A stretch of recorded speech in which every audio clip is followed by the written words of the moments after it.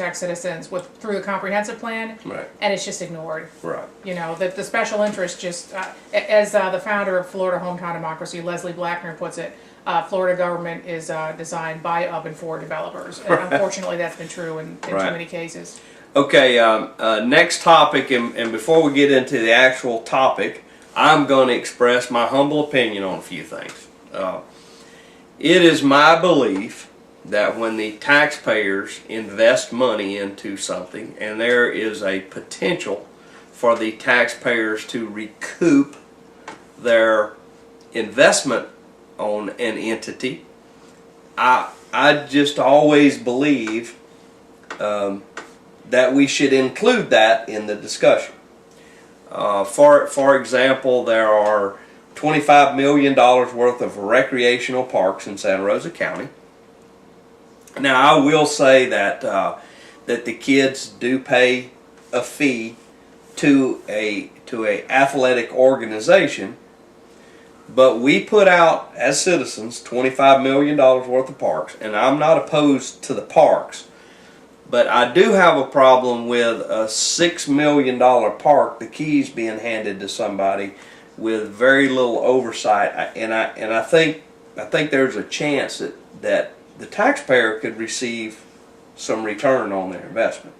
You know, I do want our children to have the parks, not only the ball playing parks, but the non-ball playing parks, the creek parks and the things such as that.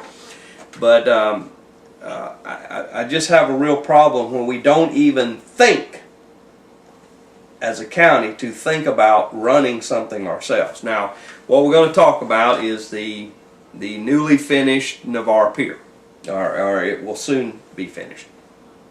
To give you a brief history of the pier, you know, we had it for many years. Of course, some storms knocked it down.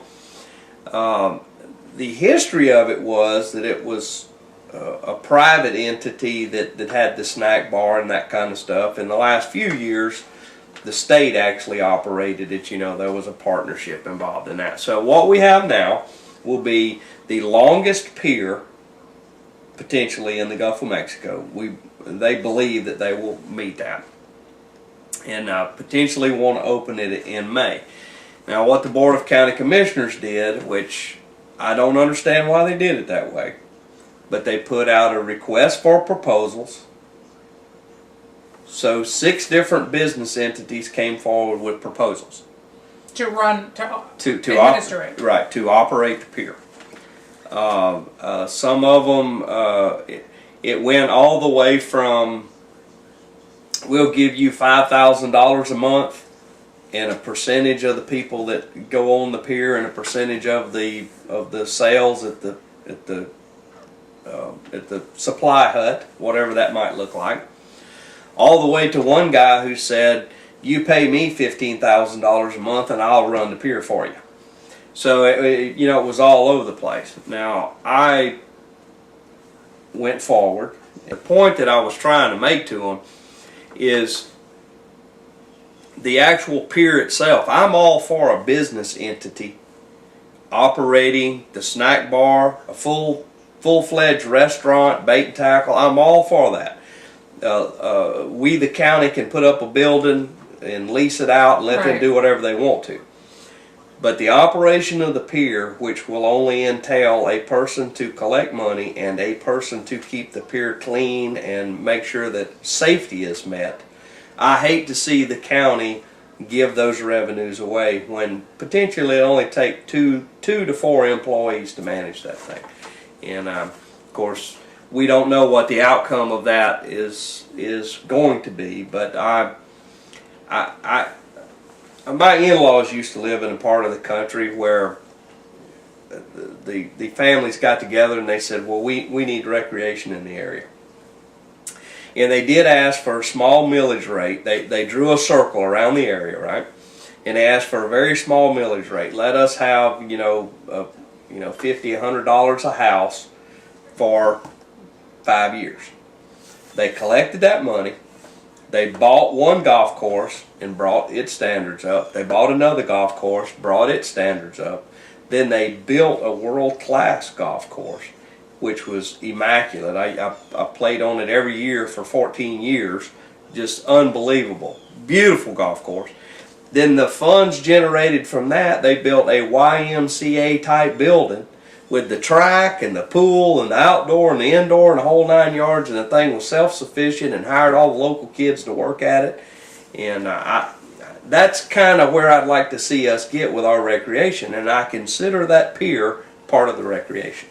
And well, the problem with privatizing something like that, a public asset like that, is typically when you get private industry in there, the sky's the limit as far as the fees that they're going to direct at the user, quote unquote, which is the citizens who actually own the asset. Right. I mean, there's no limit set on some of these fees, and you turn around and you see, when you look at privatized institutions, like for instance the power company, and you look at our bill, and there's a public service commission that supposedly is overseeing that process. Right. But I mean, we see how well that Right. works. I mean, basically, it's a government has just turned around and basically given them license to soak the public. Right. And they're going to just wash their hands of it. I just one of the points that I made to them was that we are going to see a budget deficit again in Santa Rosa County.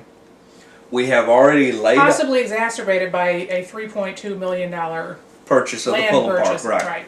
But we're going to have another hole in the budget.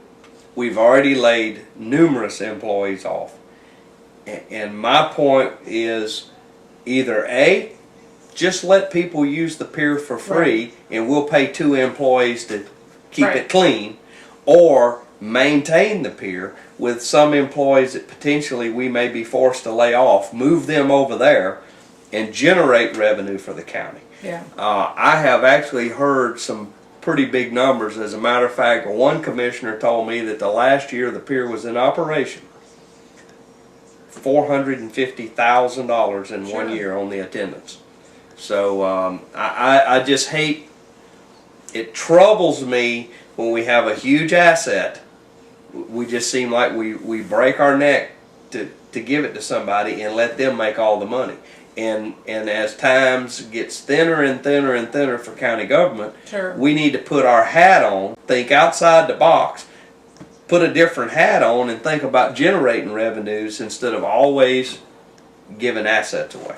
And, Well, and there's several county commissioners up there right now who, I mean, there's no public asset too small for their pals not to make money off. Right. And that's a disservice to the public who own the asset.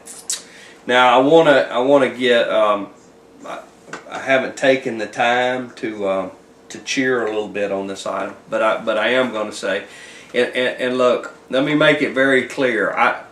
Republican, Democrat, Green Party, Constitutional Party, whatever party you are, I believe that this year we are going to see a move of conservatism coming back in most all elected officials.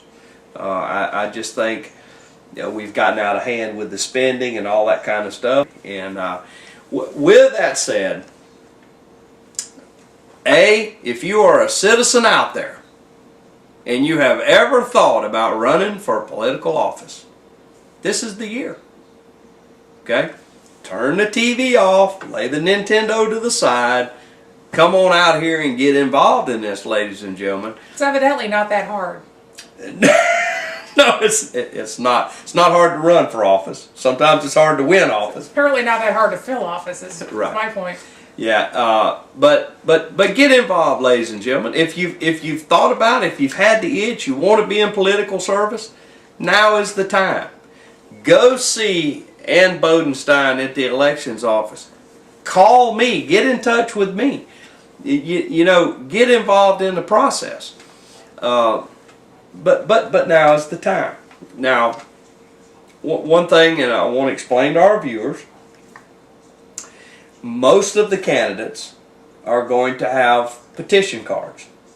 All right, and ladies and gentlemen, the petition card, a candidate has 2 choices to get their name on the ballot. One, they can pay a percentage of the salary,